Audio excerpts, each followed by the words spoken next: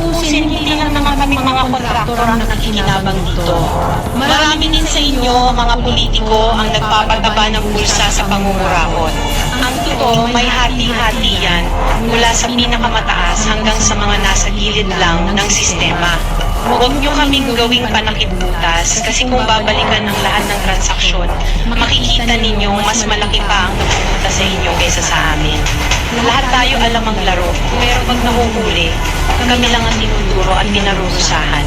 Kaya huwag ninyong ipakita sa publiko na malinis kayo dahil sa bawat proyekto may kapalit na porsyento para sa inyong mga opisina. Ang sistema mismo ang nagtutulak sa amin na sumunod kung hindi kami papayag, wala kaming makukuhang proyekto. Pero sa likod niyan, kayo rin ang pinakaunang nagdidikta kung magkano ang dapat itabi para sa inyo.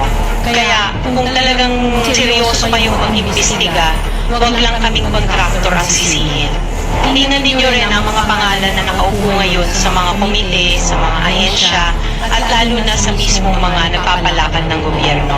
Dahil sa totoo lang, pare-pareho tayong nasa isang lamesa, iba-iba lang ang laki ng parte na nakukuha. Kawawa po